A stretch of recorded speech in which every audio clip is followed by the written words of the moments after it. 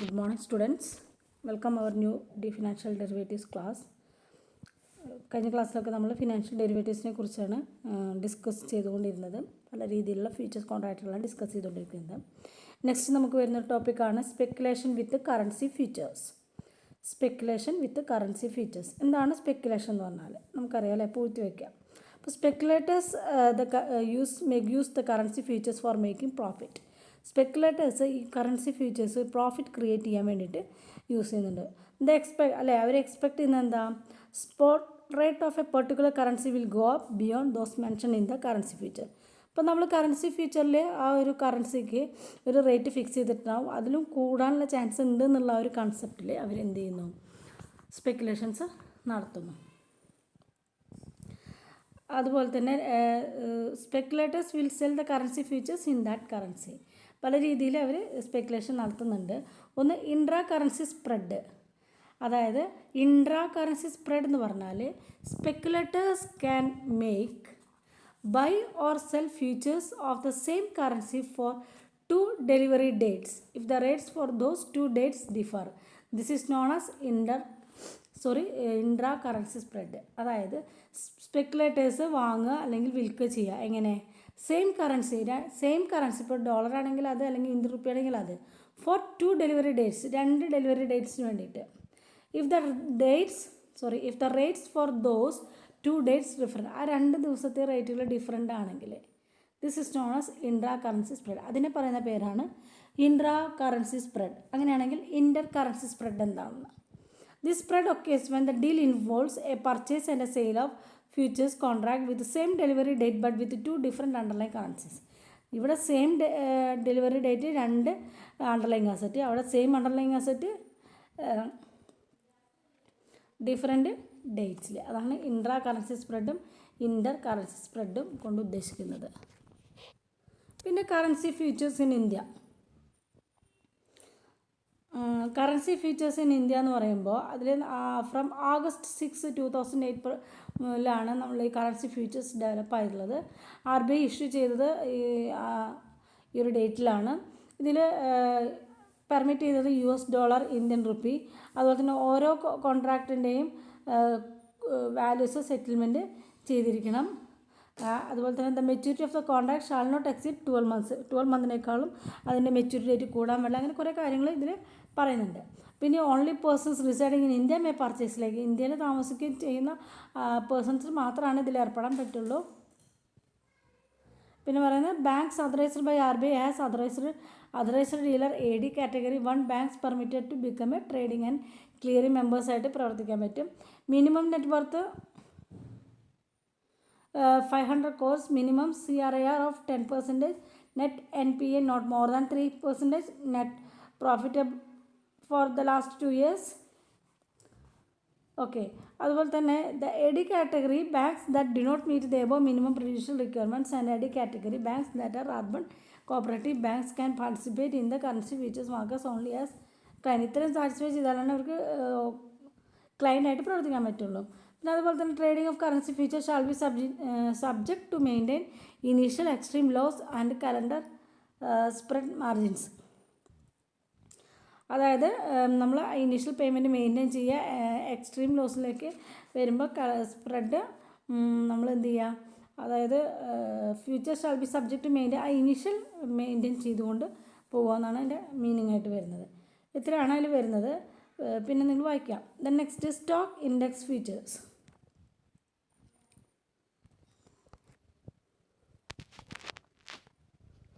Stock index features എന്ന് പറഞ്ഞാൽ most popular financial derivative instrument ആണ്.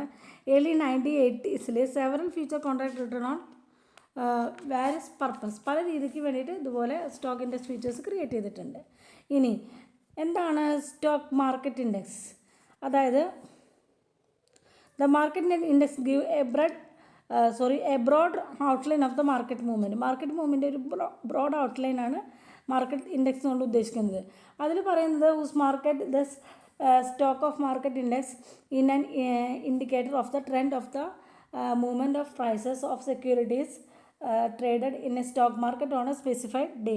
ഇവിടെ നമ്മൾ പറയുന്നത് സ്പെസിഫൈഡ് ഡേയിൽ സ്റ്റോക്ക് മാർക്കറ്റ് ഇൻഡെക്സിൽ കാണുന്നത് പോലെ സ്പെസിഫൈഡ് ഡേയിൽ അത് നമുക്ക് റെപ്രസെൻറ്റ് ചെയ്യുന്നു എന്നാണ് പറയുന്നത്.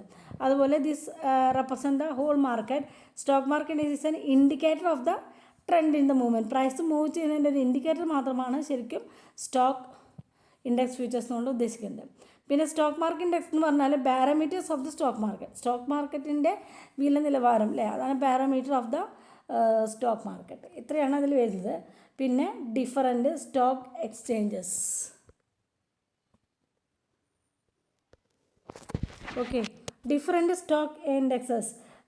പ്രധാനപ്പെട്ട കുറച്ച് സ്റ്റോക്ക് ഇൻഡെക്സസ് ആണ് പറയുന്നത്. ഒന്ന് BSE സെൻസെക്സ്, സെൻസിറ്റീവ് ഇൻഡെക്സ്, അതായത് Bombay stock exchange with stock index 1986 അതിന് BSE സെൻസെക്സ് എന്ന് പറയുന്നു.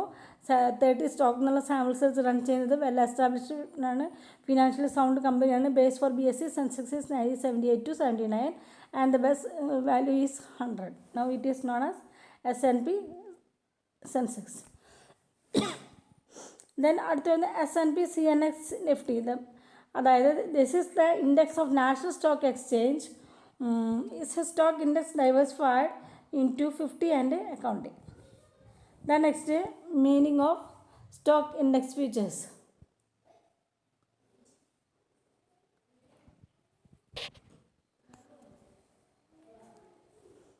Stock index futures simply means a futures contract based on stock indexes. It can be defined as a commitment to buy or sell a portfolio of stocks comparing the index at a future date. In short, it is a contract to buy or sell the face value of a stock index. ഇപ്പോൾ stock index features എന്ന് പറയുമ്പോൾ അതിൽ പറയുന്നത് എന്താണെന്ന് വെച്ചാൽ based on stock indexes ആണ്.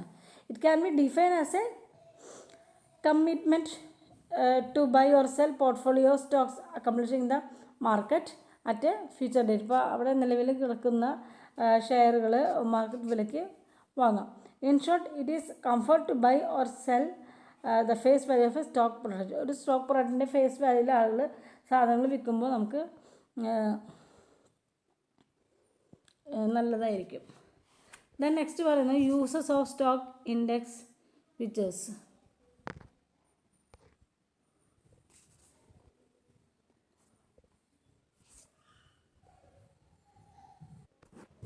Okay, next വരുന്നതാണ് uses of stock index futures. എന്തൊക്കെ രീതിയിലുള്ള യൂസസുകളാണ് ഈ സ്റ്റോക്ക് ഇൻഡെക്സ് ഫീച്ചേഴ്സിന് ഉള്ളത്. ഫസ്റ്റ് വൺ പറയുന്നത് speculation. In a bid to make money, speculators use index futures to take long or short position.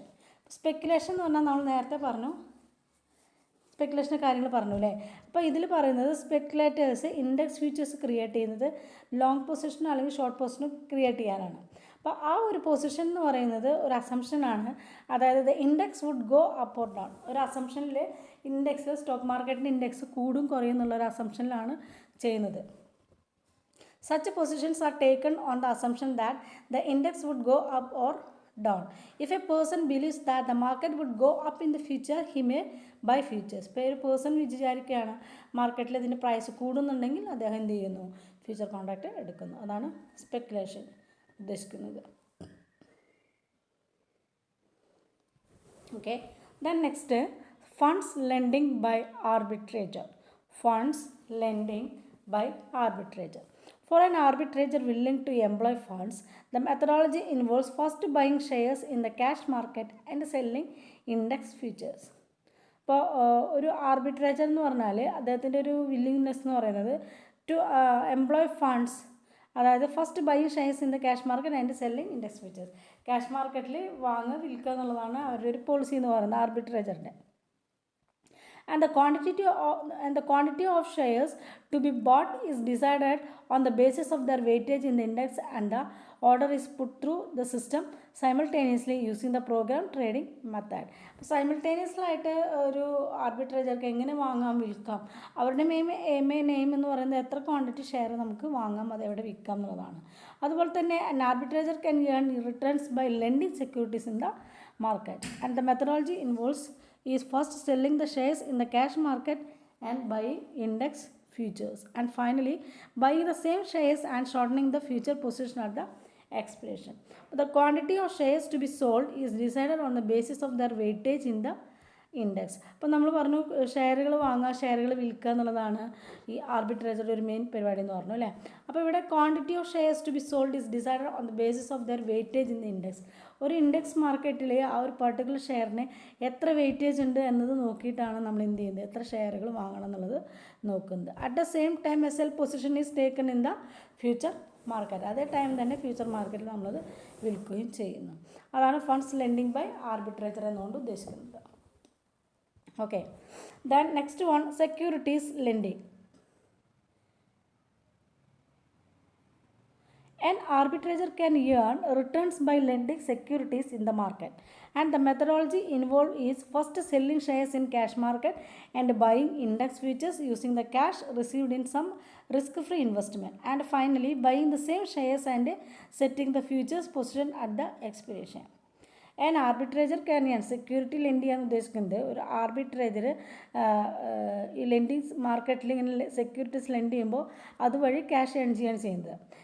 ഇതിൻ്റെ ഒരു മെത്തഡോളജി എന്ന് പറയുന്നത് first selling the shares in cash market and buying in the futures using the cash received from risk free investment. അപ്പോൾ ഏതെങ്കിലും risk free ഇൻവെസ്റ്റ്മെൻറ്റിൽ നിന്ന് കിട്ടുന്ന cash കൊണ്ട് നമ്മൾ എന്ത് ചെയ്യുക, സെക്യൂരിറ്റി വാങ്ങുകയാണ് ചെയ്യുന്നത്. And finally buying the same shares and setting the futures position at the expiration.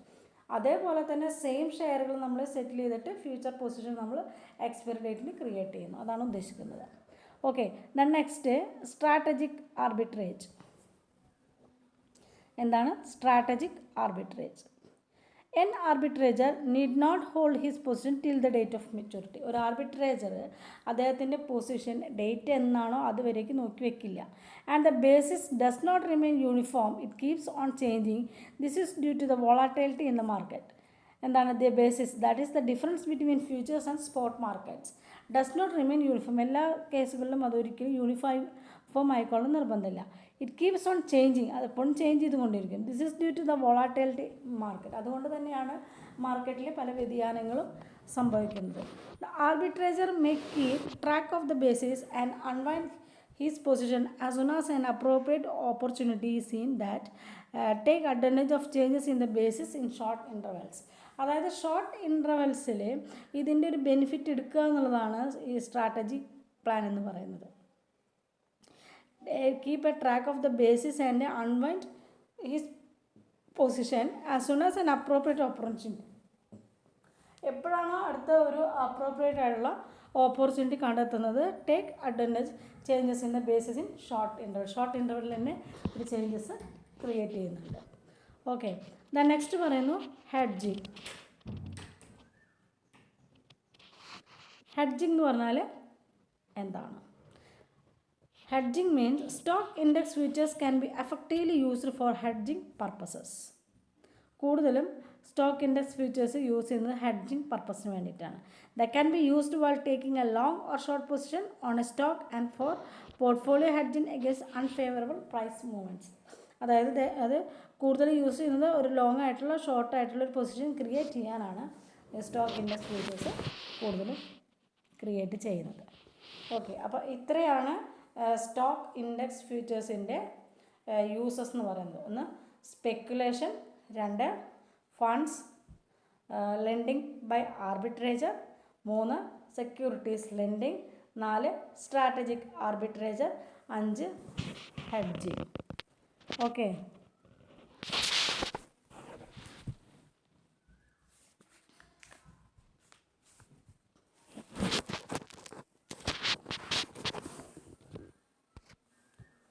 Okay, then last ടോപ്പിക്കാണ് വരുന്നതാണ് കോസ്റ്റ് ഓഫ് ക്യാരി. എന്താണ് ഈ കോസ്റ്റ് ഓഫ് ക്യാരി എന്ന് പറയുന്നത്? For holding or storing an asset or currencies for a future period, some cost will be incurred. Such costs are called cost of carry. അപ്പോൾ നമ്മളൊരു hold ചെയ്യുമ്പോഴോ അല്ലെങ്കിൽ ഏതെങ്കിലും ഒരു അസറ്റ് സ്റ്റോർ ചെയ്യുമ്പോഴോ ഒരു കറൻസി ഒരു ഫ്യൂച്ചർ പീരീഡിന് ഒരു കറൻസി സ്റ്റോർ ചെയ്യുമ്പോഴൊക്കെ ചില കോസ്റ്റുകൾ വരുന്നുണ്ട്. Some cost will be incurred. Such cost are called cost. അത്തരത്തിൽ വരുന്ന ആ കോസ്റ്റിനെയാണ് കോസ്റ്റ് ഓഫ് ക്യാരി എന്ന് പറയുന്നത്. For commodities cost of carry will include warehousing cost, insurance expense, transportation cost, interest loss lost on fund tied up etcetera. ഇതൊക്കെയാണ് cost of carry include ചെയ്യുന്ന കാര്യങ്ങൾ. For financial products example അല്ലെങ്കിൽ കറൻസീസിന് cost of carry will include financing cost like interest charges on borrowing, the cash to take position in the asset or currency. അതിനെയാണ് നമ്മൾ എന്താ ഉദ്ദേശിക്കുന്നത്, cost of carry എന്ന് ഉദ്ദേശിക്കുന്നത്. അത് ഇൻക്ലൂഡ് ചെയ്യുന്നത് ഫിനാൻസിങ് കോസ്റ്റാണ്. ഏതുപോലെ like charges on borrowing the cash, എന്തെങ്കിലും ക്യാഷ് നമ്മൾ ചാർജ് ചെയ്തിട്ട് കടം വാങ്ങുമ്പോൾ to take position in the asset or currency, അതിനെയാണ് നമ്മൾ എന്താ പറയുക, കോസ്റ്റ് ഓഫ് ക്യാരി എന്ന് പറയുന്നത്. അപ്പോൾ നമ്മൾ ഇത്ര നേരം പറഞ്ഞുകൊണ്ടിരുന്നത്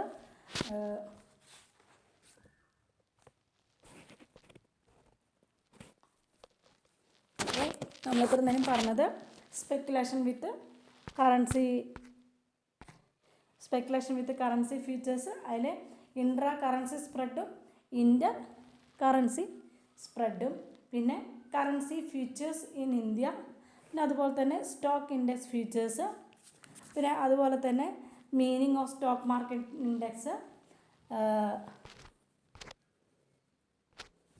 പിന്നെ ഡിഫറെൻറ്റ് സ്റ്റോക്ക് ഇൻഡെക്സസ്, അതായത് BSE, S&P, CNX, നിഫ്റ്റി, പിന്നെ വരുന്നതാണ് meaning of stock index futures, പിന്നെ അതിൻ്റെ യൂസസ്. ഓക്കെ, ദെൻ ലാസ്റ്റ് ഒരു ടോപ്പിക്ക് വരുന്നതാണ് കോസ്റ്റ് ഓഫ് ക്യാരി. ഇത്രയും ടോപ്പിക്കുകളെ കുറിച്ചിട്ടാണ് നമ്മൾ ഇന്ന് ഡിസ്കസ് ചെയ്തിരുന്നത്. ഇനി ഇതിൽ വരുന്ന വേറൊരു ടോപ്പിക്കാണ് pricing of futures contract.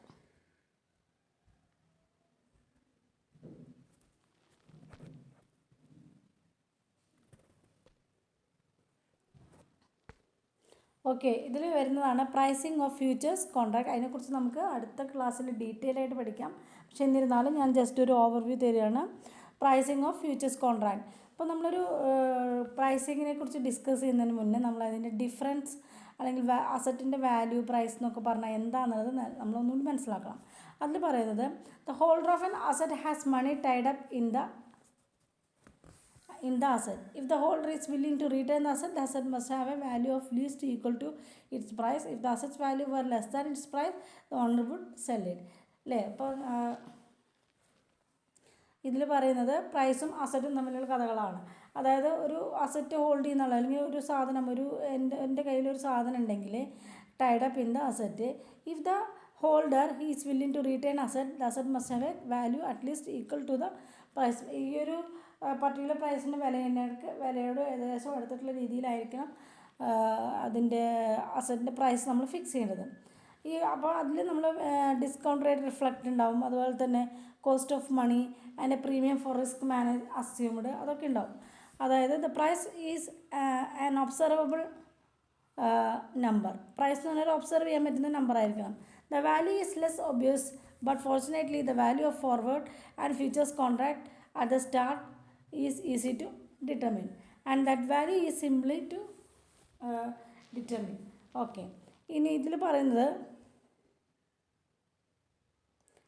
the pricing of futures contract is depend upon the characteristics of the underlying asset. Underlying അസറ്റിൻ്റെ ക്യാരക്ടറിസ്റ്റിന് അനുസരിച്ചിട്ടാണ് ഈ നമ്മളിവിടെ ഒരു പ്രൈസിങ് പറയുന്നത്. and have a different characteristics. They have different demand and supply pattern. Their capability may be different financing capacity, capability, അതെല്ലാം different ആണ്. This means that some are carryable and some are not. ചില കുട്ടികൾ അതായത് carryable and some are not. Similarly, cash flows may be different. അപ്പോൾ ചിലത് നമ്മൾ carry ചെയ്യുന്ന, ചിലത് ക്യാരി അല്ലാത്തത് കൊണ്ട് തന്നെ അതിൻ്റെ ക്യാഷ് ഫ്ലോ എന്തായിരിക്കും, it may be different. Some generate returns and some don't. ചിലത് റിട്ടേൺസ് ജനറേറ്റ് ചെയ്യും, ചിലത് റിട്ടേൺസ് ജനറേറ്റ് ചെയ്യില്ല. അതൊക്കെയാണ് ഇതിൻ്റെ ഒരു ബേസിക് എന്ന് പറയുന്നത്. Now the problem is to determine the future price which will be accepted both buyer and seller. ബയ്യർക്കും സെല്ലർക്കും ആക്സെപ്റ്റ് ചെയ്യാൻ പറ്റുന്ന രീതിയിലുള്ള